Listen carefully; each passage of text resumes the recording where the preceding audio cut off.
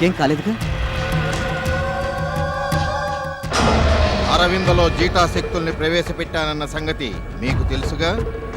ఆ శక్తులు ఆమెలో ఎంతవరకు ప్రేరితమయ్యాయో తెలుసుకుందామని చిన్న పరీక్ష పెట్టాను.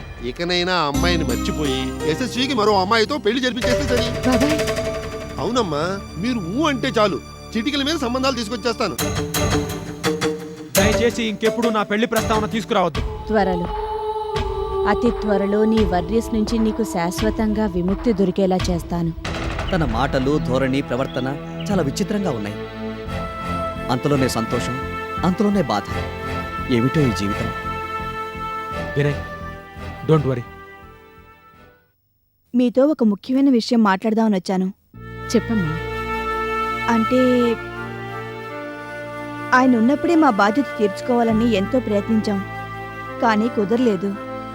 డిగ్రీ అయ్యాక పీజీ చదువుతానని, పీజీ అయ్యాక పీహెచ్డీ చేయాలని ఎప్పటికప్పుడు పెళ్లి ప్రస్తావన వాయిదా వేస్తూ వచ్చింది మధుమతి. కళ్ల ముందు పెళ్లికెదిగిన ఆడపిల్ల తిరుగుతూ ఉంటే బరువుగా అనిపించడం లేదు, కానీ బాధ్యత మాత్రం పదే పదే గుర్తుకొస్తోంది. ఆయన ఉంటే ఆ ధైర్యమే వేరు. ఒంటరి ఆడదాన్ని. సావిత్రి, ఊరుకోమ్మా. మేమంతా ఉండగా నువ్వు ఒంటరిదానివి ఎలా అవుతావు? మీరున్నారనే ధైర్యంతోటే మధుమతి పెళ్లి విషయం గురించి మాట్లాడదామని వచ్చాను. అమ్మాయి సరోజిని, నేను చెప్పానా లేదా? కాలు కదపకుండా నువ్వు ఇంట్లోనే కూర్చుని జస్ట్ ఊ అంటే చాలని బ్రహ్మాండమైన సంబంధం వచ్చింది. బాబాయ్, తను సావిత్రి అని మనకు కావలసిన వాళ్ళు.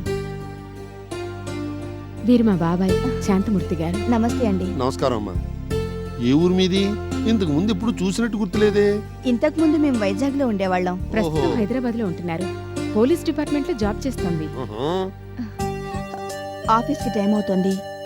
ఎలా అడగాలో తెలియక మధుమతి గురించి డైరెక్ట్ గా అడిగేశానేమో. ఏం పర్వాలేదమ్మా. మళ్ళీ వచ్చి కలుస్తానండి. అలాగే, వస్తానండి.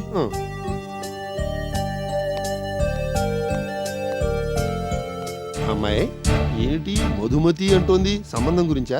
బాబాయ్, అంతగా నచ్చితే చేసుకుంటే సరి, కాదంటావా?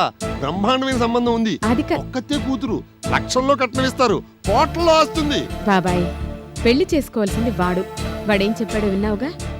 వాడు చెప్పాడు, నువ్వు చెప్పావు, నేను విన్నాను. ఇలా ఎంతకాలం? తెలీదు బాబాయ్. సరిపోయిందమ్మా. వచ్చిన సంబంధం కాదంటావు, నచ్చిన సంబంధం వద్దంటావు. పోనీ తృష్ణ తిరిగి వచ్చిందే అనుకో, నీ కోడలవుతుందో లేదో, అసలు పెళ్ళే వద్దుంటుందేమో.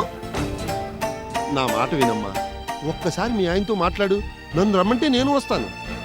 ఆయన టూర్లో ఉన్నారు బాబాయ్.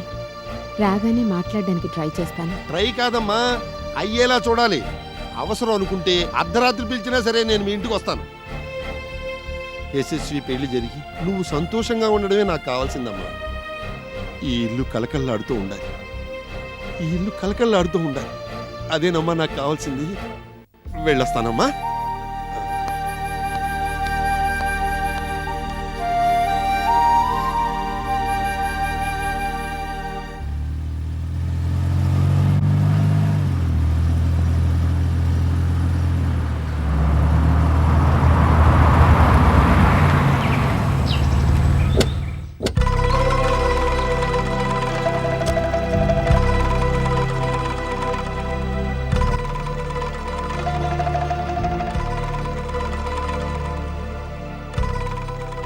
ఏంటి యశస్వి అంత ఆశ్చర్యంగా చూస్తున్నావు?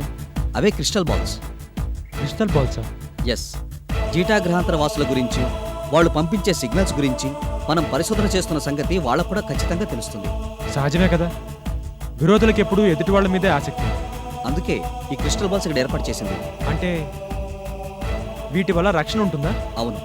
మన పరిశోధన స్థావరాన్ని నాశనం చేయాలంటే ఏ అల్ట్రావైలెట్ రేస్ లాంటివి ప్రయోగించినా క్షణాల్లో కాలి బూడిదవుతుంది. అలాంటి ప్రమాదం జరగకుండా ఈ క్రిస్టల్ బాల్స్ కాపాడతాయి. అద్భుతం. కానీ వాళ్ళ సిగ్నల్స్ మనం తెలుసుకోగలం. దానికి ఏ ప్రాబ్లం ఉండదు. కానీ ఆ దుష్టగ్రహాలు పంపించే కిరణాలను ఈ క్రిస్టల్ బాల్స్ నిరోధిస్తాయి. సైంటిఫిక్ గా ఇదంతా ప్రూవ్ అయిందా? అయింది యశస్వి.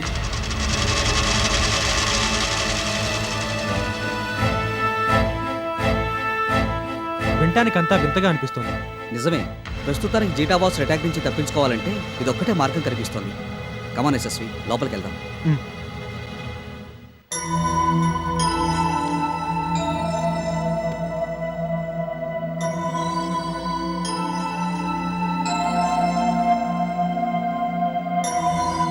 హలో వినయ్. హలో యశస్వి గారు. Hi. Hi Vasu, anything new? ప్రస్తుతానికి ఏమీ లేవు సార్. అన్నట్టు ఆఫీస్ బయట రక్షణ కవచంలా క్రిస్టల్ బాల్స్ ఏర్పాటు చేశాం. చూశాను. జీటావాసులు భూమి మీద తమ అనుచరుల కోసం పంపించే సిగ్నల్స్ పట్టుకోవడం కోసం ట్రై చేస్తున్నాం యశస్వి. అవి ఏ క్షణాన దొరికినా వాటిని అనలైజ్ చేయడం కోసం కంప్యూటర్ సాఫ్ట్వేర్ రెడీ చేశాం. మీరు రెడీగా ఉన్నట్టు వాళ్ళకి కబురు పెట్టాల్సింది. అవునవును, వాళ్ళకు కూడా ఈమెయిల్ చేసే ఏర్పాటు ఉంటే బాగుండేది. ట్రై చేసి చూస్తాను. భలే దాని వసుమతి, అదేదో అమలాపురం అండమాన్ దీవుల సమూహమో కాదు, భూమికి కొన్ని వేల కాంతి సంవత్సరాల దూరంలో ఉన్న జీటా నక్షత్ర మండలం. వినయ్, అంతరిక్షం నుంచి వచ్చే దుష్టగ్రహ వాసుల దాడుల నుంచి తట్టుకోవడానికి క్రిస్టల్ బాల్స్ ఏర్పాటు చేసావు సరే. What about Upasani's attacks? Upasani అతని అనుచరుల నుంచి ప్రత్యక్షంగా ఎదురయ్యే దాడుల గురించి ఆలోచించావా? అవును యశస్వి, మాకింతవరకు తట్టనే లేదు. అసలు ఆ యాంగిల్లో కనీసం ఊహించను కూడా లేదు. ఓకే ఓకే, ఇప్పటికైనా మించిపోయింది ఏమీ లేదు. ఆఫీస్ చుట్టూ సెక్యూరిటీ అలార్మ్స్ ఏర్పాటు చేయిస్తాం. లేటెస్ట్ టెక్నాలజీ సాయంతో అదృశ్య కిరణాలను ఉపయోగించి సెక్యూరిటీ బోన్ ఏర్పాటు చేసుకుంటే మంచిది. మంచి ఆలోచన. నువ్వంటుంటే గుర్తొచ్చింది, ఉపాసని అనుచరుల నుంచి నేను అరవింద తప్పించుకుని అనుకోని విధంగా డాక్టర్ సుకుమార్ ఇంట్లో తలదాచుకున్నాం. అక్కడ ఇలాంటి ఏర్పాటు ఏదో చూశాను. కాకపోతే ఆ ఏర్పాటు చాలా భారీగా ఉంది. మనకంత అవసరం లేదు, సింపుల్ టెక్నిక్ ఉపయోగిస్తే సరిపోతుంది. Thank you very much Yashasvi. Security alarms వల్ల ఉపాసని అటాక్స్ని వీలైనంత తగ్గించగలం. శత్రువు బలం తెలిసి కూడా మనం జాగ్రత్త పడకపోతే ఏమాత్రం ముందుకు పోలేం.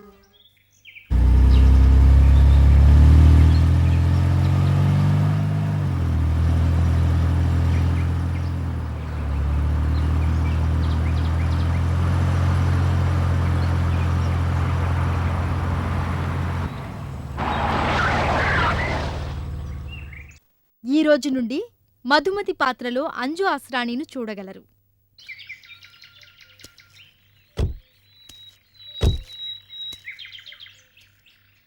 ఈ బిపాసా చూయి గురించి నేను ఎంత చెప్పినా నువ్వు సీరియస్గా తీసుకోవడం లేదు కదా మధుమతి.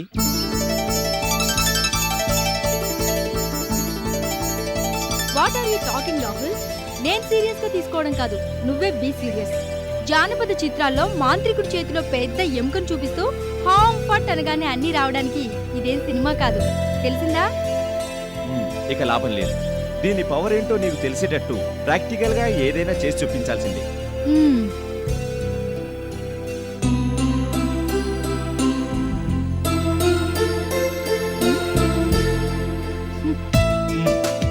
అయితే ఓ పని చెయ్యి, నువ్వు వెళ్ళి నీ ఇష్టం వచ్చిన చోట దాక్కు. దీంతో క్షణాల్లో కనిపెట్టేస్తా. అలాగా? సరే, నువ్వు కళ్ళు మూసుకో. ఓకే.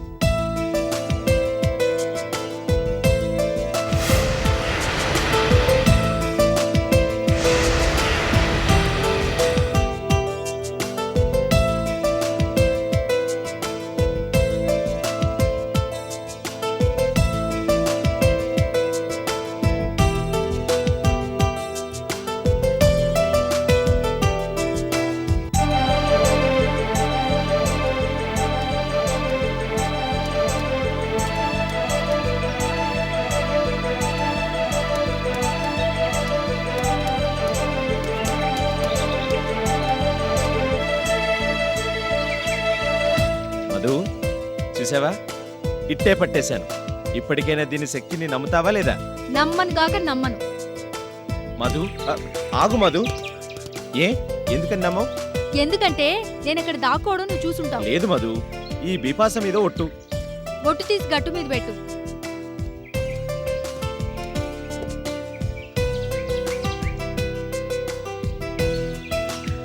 రాహుల్, మనం ఇక్కడికి వచ్చింది ఆడుకోవడానికి కాదు, వెళ్దాం పద.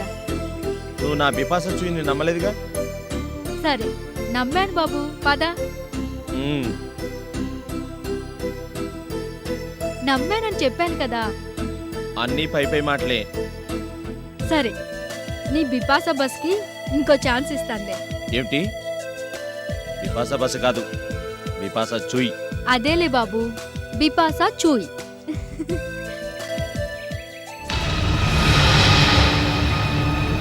ఎస్ మధు, అది తీసుకో.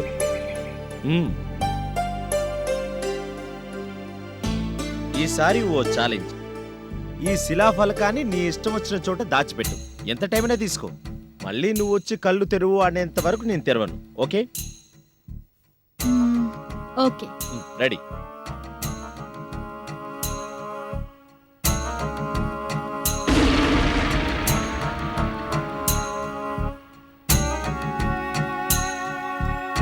Rahul, I'm ready.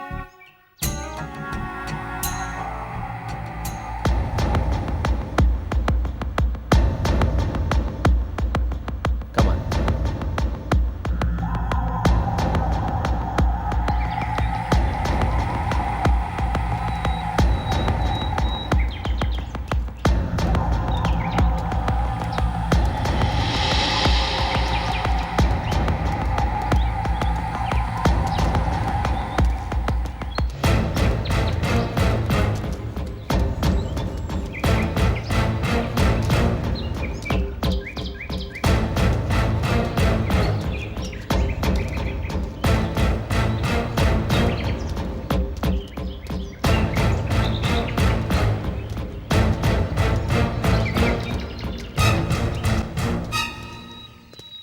మధు, నువ్వు పెట్టిన ఆ శిలాఫలకం అడవిలో ఎక్కడికో వెళ్తున్నట్టుగా ఉంది. నో రాహుల్, నేను ఇక్కడే పెట్టాను. లేదు, సరిగా ఎక్కడ పెట్టావో చూడు.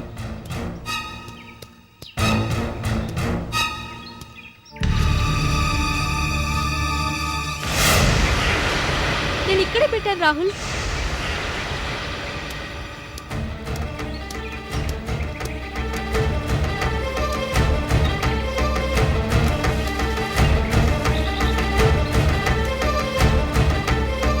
ఖచ్చితంగా ఇక్కడ అయ్యి ఉండదు.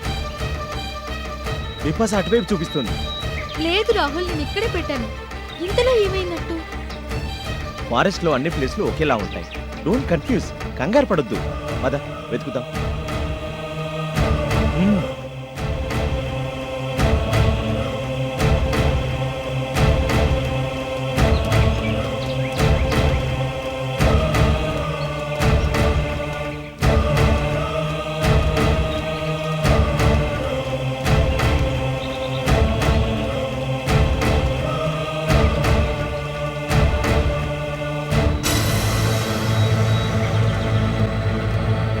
రాహుల్,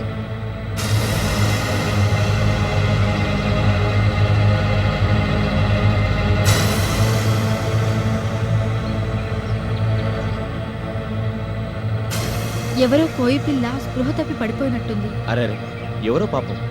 ఎవరైతేనే ఇలా వదిలేస్తే ఇంకా ప్రమాదం. మనతో తీసుకెళ్దాం పదా. సరే.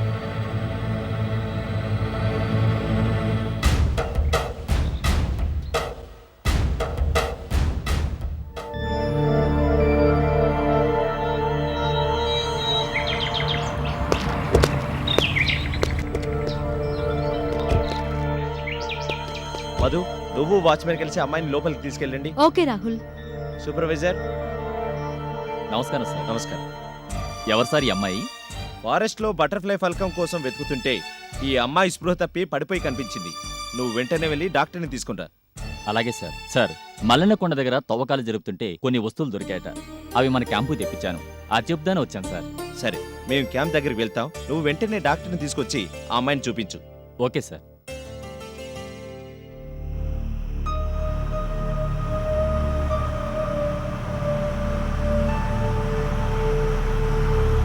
ఏంటి మధు ఆలోచిస్తున్నావు? అదే రాహుల్, ఆ అమ్మాయిని ఎక్కడ చూసానా అని. ఎవరు? ఆ కోయి పిల్ల? అవును, మోహన్ చూడగానే ఎక్కడో చూశాననిపిస్తోంది. కానీ ఎక్కడ చూశానో గుర్తు రావడం లేదు. భలే దానివే మధు. ఈ అడవిలో ఈ మారుమూల ప్రాంతంలో ఉండే కోయి పిల్లని ఇంతకు ముందు చూడడం ఇంపాసిబుల్. పైగా నువ్వు ఈ అడవికి రావడమే కొత్త. అలాంటప్పుడు నువ్వు ఆ అమ్మాయిని చూసే అవకాశమే లేదు. లేదు రాహుల్, ఖచ్చితంగా చూశాననిపిస్తోంది. మధుమతి, లోకల్లో మనిషిని పోలిన మనుషులు కనీసం 7 ఉంటారని చెప్తారు. అలా ఇంకెవరినైనా చూసుంటావు.